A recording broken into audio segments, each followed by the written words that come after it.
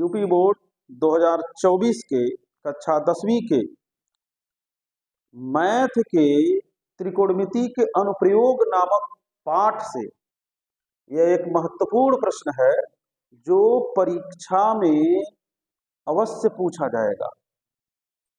तो इसको आप ध्यान से समझें। जब सूर्य का उन्नयन कोण फाई से, प्रश्न को ध्यान समझेंगे आप, जब सूर्य का उन्नयन कोण फाई से थीटा हो जाता है, फाई से क्या हो गया भाई, थीटा, कोण बदल गया, तो क्षैतिज तल में खड़े एक स्तंभ की छाया, छाया कहां बनती है, जमीन पर बनती है, ए मीटर अधिक हो जाती है। प्रश्न को समझना बच्चों बहुत जरूरी है। छाया जितनी भी थी, जब यह उन्नयन कोण बदला तो छाया अधिक हो गई, कितना, ए मीटर। तो स्तंभ की लंबाई ज्ञात कीजिए। यह जो है विगत वर्षों में पूछा हुआ प्रश्न है, इसको आप लोग तैयार रखिएगा। और इसी के तरह से अभी एक और प्रश्न बताएंगे, उसको तैयार रखिएगा। तो देखिए जो कह रहा है वो करिए। जब भी स्तंभ दे दे, मीनार दे दे, प्रकाश स्तंभ दे दे, बिजली का खंभा दे दे, कुछ भी दे दे इस तरह से लंबवत, तो आप जो है यहाँ डायग्राम बनाएंगे। तो लंबवत ऐसे मान लीजिए, यह क्या मान लिए आप, वो कहेंगे यह स्तंभ मान लिए। क्या मान लिए, स्तंभ। तो जो यह स्तंभ था, तो एक समय पर ऐसा था कि एक बिंदु से इस स्तंभ का जो उन्नयन कोण था वह कितना था बच्चों, फाई था। कितना था, फाई, फाई था। ध्यान समझिएगा। अब इसके आधार पर कई प्रश्न आप कर सकते हैं। तो एक समय था जब सूर्य का उन्नयन कोण फाई से क्या हो गया, थीटा, फाई से क्या हो गया, थीटा। कब, तो यह थी छाया। ध्यान दीजिएगा, ये स्तंभ है और फाई कोण पर छाया यहां पर मान लीजिए एपी थी। छाया की लंबाई क्या थी, एपी। फिर ए मीटर अधिक जब छाया हो गई, छाया की लंबाई ए मीटर क्या हो गई, बढ़ गई। ए मीटर क्या हो गई बच्चों, बढ़ गई। तो मान लेंगे कि ये क्यू बिंदु हो गया। ए मीटर बढ़ाए तो कितना हो गया, क्यू बिंदु हो गया। अब क्या करेंगे, इसको मिला देंगे तो हमारा जो उन्नयन कोण है वो प्राप्त हो गया थीटा। फाई से कितना हो गया, थीटा। फाई से क्या हो गया भाई, थीटा हो गया। तो अब हमको बताना है कि स्तंभ की लंबाई कितनी है, स्तंभ की लंबाई। तो स्तंभ की लंबाई हम मान लेंगे एच मीटर है। कितनी है बच्चों, एच मीटर। स्तंभ की लंबाई एच मीटर मान लेंगे। एपी को मान लेंगे एक्स मीटर। एपी को क्या मान लेंगे, एक्स मीटर। तो जो डायग्राम में आप बनाए हैं इसको पहले लिख देंगे कि माना स्तंभ की लंबाई ए बी बराबर एच मीटर है, एपी बराबर एक्स मीटर है, सूर्य का उन्नयन कोण बिंदु पी से फाई और बिंदु क्यू से कितना है, थीटा है। ये सारा चीज लिख लेंगे। अब देखिए इसको सॉल्व करना है, हमको चाहिए एच का मान, एच का वैल्यू चाहिए। तो यहां पर देख रहे हैं कि यह आपका त्रिभुज है। कौन सा त्रिभुज है, समकोण त्रिभुज है। समकोण के सामने वाली भुजा को क्या कहते हैं, तो आप कहेंगे कोण कहते हैं। और इन दोनों कोण के सामने वाली भुजा को क्या कहते हैं, लंब कहते हैं। और यह जो हो गया, जब ये लंब है तो जिस पर ही बैठा है कोणवा, ये आधार हो जाएगा। क्या हो जाएगा, आधार। तो देख रहे हैं कि हमको एच और एक्स में रिलेशन चाहिए, संबंध चाहिए, लंब और आधार में संबंध चाहिए। तो लंब और आधार का संबंध किसमें होता है, तो कहेंगे टेन में। तो यहां लिखिएगा समकोण त्रिभुज, समकोण त्रिभुज ए पी बी में, समकोण त्रिभुज ए पी बी में। तो ए पी बी में चूंकि लंब और आधार का संबंध है, तो आप जानते हैं कि लंब आधार का संबंध किसमें होता है, टेन थी। तो यहाँ फाई है तो फाई लिख लीजिए, टेन फाई। टेन फाई लंब बटे आधार न होगा भाई। तो लंब कोण के सामने वाली भुजा, तो क्या लिख लेंगे, एच। क्या लिख लेंगे, एच। और आधार क्या है, एक्स मीटर। क्या है बच्चों, एक्स मीटर। तो यहां टेन फाई के नीचे आप लिख लीजिए 1। अब क्रॉस मल्टीप्लाई करना जानते ही हैं आप, तो इसका यहाँ मल्टीप्लाई करेंगे, इसको यहाँ ला दीजिए, तो एक्स यहाँ चला जाएगा और टेन थीटा तब यहाँ नीचे आ जाएगा, तो एच बाई टेन फाई हो जाएगा। क्या हो जाएगा, टेन फाई। यह कर देंगे इक्वेशन फर्स्ट। क्या कर देंगे, इक्वेशन फर्स्ट, समीकरण 1। अब देखिए यहां थीटा वाला लेंगे, तो यह कौन सा त्रिभुज बन रहा है, ए क्यू बी। क्या बन रहा है बच्चों, ए क्यू बी बन रहा है ना, ए क्यू बी।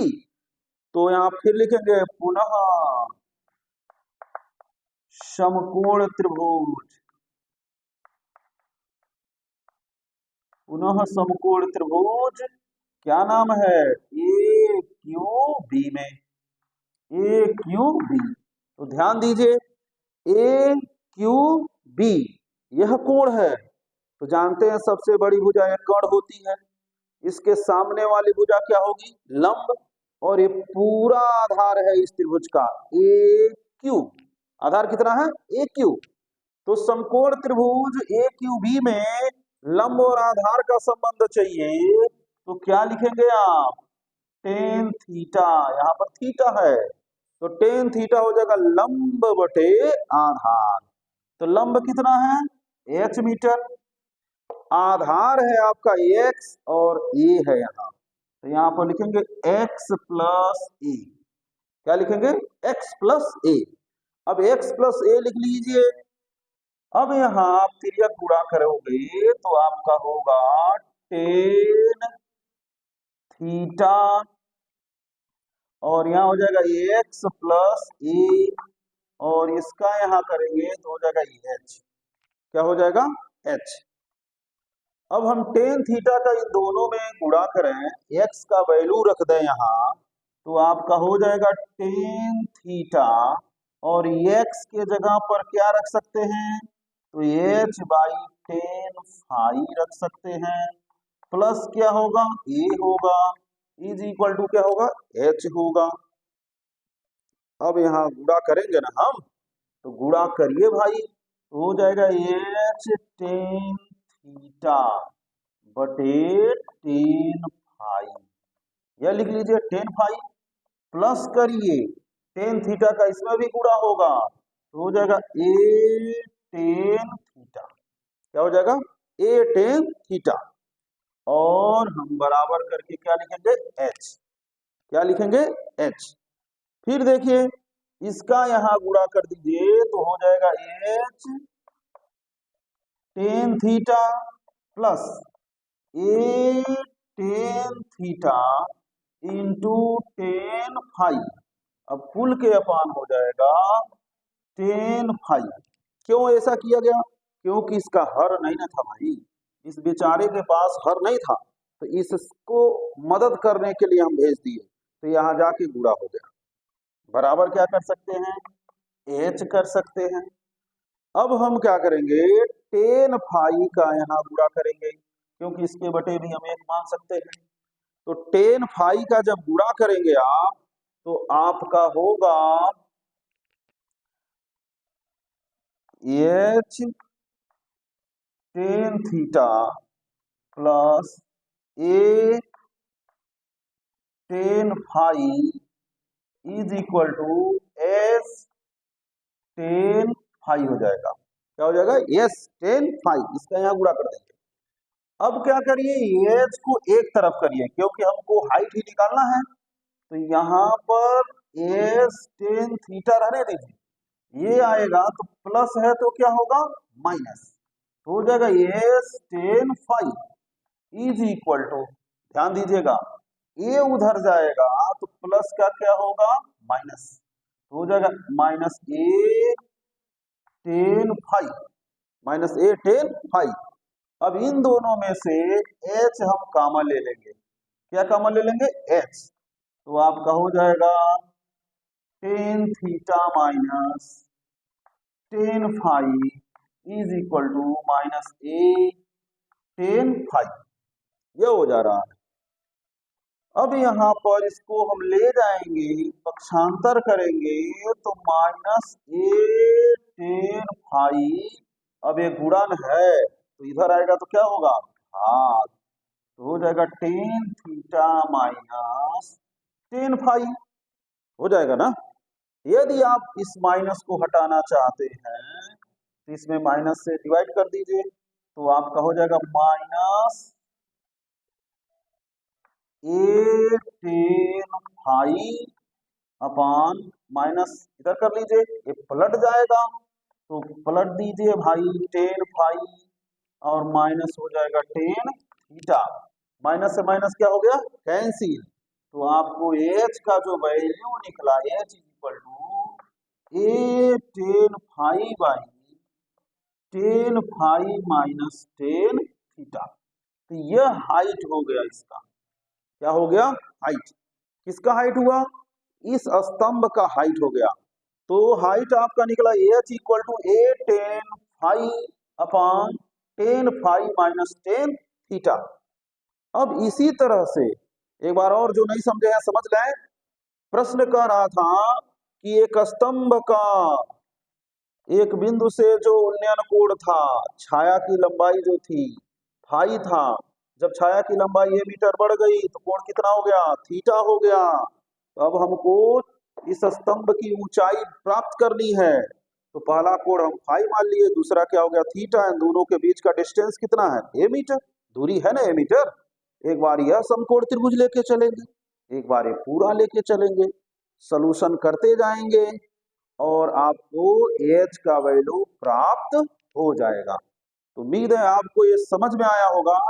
अब फिर देखिए, ये तो हो गया, इसी को एग्जाम में बदल करके, यही आप लोगों को समझाना है, क्वेश्चन थोड़ा सा बदला हुआ मिलेगा, तो इसी को बदल करके परीक्षा में दे सकता है। कैसे, सेम क्वेश्चन यही रहेगा, आप इसको तैयार कर लीजिए। अभी इसके बाद क्या बदलाव कर सकता है क्वेश्चन में, वो मैं बता रहा हूं आपको। तो देखिए ध्यान से, यहाँ जो फाई है, इसी प्रश्न को कह सकता है, जब सूर्य का उन्नयन कोण फाई के जगह क्या लिख दे, 60 लिख दे। क्या लिख दे बच्चों, 60 यहां लिख दे, 60 अंश, और यहां पर लिख दे 30, क्या लिख दे 30। जब सूर्य का उन्नयन कोण 60 अंश से क्या हो गया, 30 अंश हो जाता है, तो क्षैतिज तल में खड़े एक स्तंभ की छाया ए मीटर के जगह पर कोई संख्या लिख लीजिए, मान लीजिए 40 मीटर लिख लीजिए, कुछ भी हो सकता है, 40 20 जो भी लिख लीजिए, तो 40 मीटर अधिक हो जाती है। तो यह आपको और बेहतर समझ में आएगा। तो ध्यान दें, सब कुछ वही रहेगा, स्तंभ आप ऐसे बनाओगे, इसको एक बार और देखेंगे तो पूरा कंप्लीट समझ में आ जाएगा। तो पहले कोण कितने का था, 60 अंश का, सब कुछ वही रहेगा। स्तंभ ए भी मान लीजिए, इसकी ऊंचाई को एच मीटर मान लीजिए। जब 40 मीटर अधिक हुआ, छाया की लंबाई कितना हुआ, 40 मीटर अधिक, जब 40 मीटर अधिक हुआ तब यहां पर जाकर के 60 से घटकर उन्नयन कोण कितना हो गया, 30। यही कह रहा था। आप लोग जब फाई और थीटा हम बता रहे होंगे तो उतना अच्छा नहीं समझ में आया होगा, लेकिन ये समझ में आएगा बेहतर। तो 60 से घटकर कितना हो गया, 30, और यह छाया की लंबाई कितनी बढ़ गई, 40। पहले तो कुछ थी, पहले कितनी थी, मान लीजिए x मीटर थी, 40 और बढ़ गई। तो बताइए कि स्तंभ की ऊंचाई कितनी है। बहुत ही आसान है। पहले इस त्रिभुज को लेकर चलिए, तो लिखेंगे समकोण त्रिभुज, सेम उसी तरह से सॉल्यूशन होगा। आप चाहें तो अपने मन से भी कर सकते हैं, लेकिन समझ लीजिए, समकोण त्रिभुज ए पी बी में तो देख रहे हैं लंब और आधार का संबंध है। तो लंब आधार का संबंध के लिए क्या लिखोगे बच्चों, tan 60, क्योंकि 60 अंश का कोण है, इज इक्वल टू यहां हो जाएगा h बाई एक्स, h बटे x होगा ना, लंब बटे आधार। tan 60 का मान बच्चों, तो कहोगे कड़ी में 3 होता है, तो h बटे क्या हो जाएगा, x अपान 1 लिख सकते हैं। अब देखिए x यहाँ आएगा, जैसे वहां पर tan फाई था तो ये यहाँ आएगा x, तो ये जाएगा यहाँ, हो जाएगा h अपान अंडर रूट 3। यह कर लीजिए इक्वेशन फर्स्ट, समीकरण 1। ऐसा किए थे उसमें भी। अब देखिए यहाँ ये पूरा त्रिभुज लेंगे तो लिखेंगे त्रिभुज ए क्यू बी में, ए क्यू बी में, तो ए क्यू बी में 30 अंश है तो यहां लिख दीजिए भाई टेन 30 अंश। क्या लिखेंगे? टेन 30 अंश। अब टेन 30 अंश हुआ तो जानते हैं लंब बटे आधार, तो लंब तो एच है भाई, लंब कितना है? एच। आधार ये पूरा है ना ए क्यू, और ए क्यू दो पार्ट में है, एक्स मीटर और 40 मीटर, एक्स मीटर और 40 मीटर। तो आप यहां लिखोगे x प्लस 40। अब a के जगह 40 हो गया तो यहाँ 40 मीटर लिखेंगे। टेन 30 का मान आप जानते हैं कितना होता है, बोलिए? 1/करड़ी में 3। जिसको नहीं याद है बच्चों याद कर लो, 1/करड़ी में 3। यहाँ हो जाएगा h, और x का वैल्यू देखिए समीकरण नंबर 1 में, क्योंकि x से हमको मतलब नहीं है, मतलब किससे? h से है, तो हम x को चेंज कर दिए हैं h के रूप में। तो x के जगह पर हम लिखेंगे h अपान अंडर रूट 3, अब प्लस हो जाएगा 40। प्लस क्या हो जाएगा बच्चों? 40। देखिए इसका हर नहीं है, तो जब हर नहीं है तो आप इसमें गुणा करोगे, तो h बटे h प्लस 40 करड़ी में 3, और कुल के बटे क्या होगा बच्चों? करड़ी में 3। अब ये तीसरा पद है तो ऊपर न जाएगा, तो ऊपर भेज दीजिए, तो हो जाएगा 1/करड़ी में 3, करड़ी में 3 का h में गुणा हो जाएगा, करड़ी में 3h, और ये हो जाएगा h प्लस 40 करड़ी में 3। अब क्या करिए, इसको आप गुणा करिए। तो क्रॉस मल्टीप्लाई कब करते हैं? जब कुल के बटे, देखिए पूरा के बटे ऐसे, कड़ी में 3 क्या होगा बच्चों? 3h।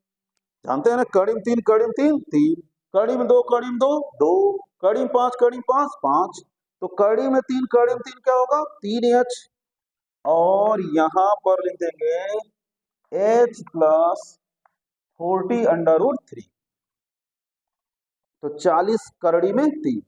अब h को एक तरफ लाइए तो 3h, ये आएगा तो माइनस h, बराबर बच रहा है 40 करड़ी में 3। h से h दोनों में है, 3h में से h घटाओगे 2h, बराबर हो जाएगा 40 करड़ी में 3। हमको h चाहिए तो 2 को पक्षांतर कर देंगे, तो 40 करड़ी में 3/2, 2 दूना 4, तो आपका हो जाएगा h बराबर 20 करड़ी में 3 मीटर। अर्थात स्तंभ की ऊंचाई कितनी है? 20 करड़ी में 3 मीटर। तो ये दोनों एक जैसे सवाल थे, बस वहां अंतर था कि फाई थीटा और 40 की जगह क्या लिख दिया था? a। अब इस तरह का क्वेश्चन देखिए, परीक्षा में आपके 2 कोण वाला ही क्वेश्चन पूछेगा। इस तरह से हम लगभग 4-5 वीडियो में आपको एक क्वेश्चन देंगे, इसी में से मिल जाएगा, बस इतना तैयार करके जाइएगा, हाइट एंड डिस्टेंस निश्चित तौर पर मिल जाएगा। तो लाइक करिए, कमेंट करिए, इस वीडियो को जरूर शेयर करिए। धन्यवाद।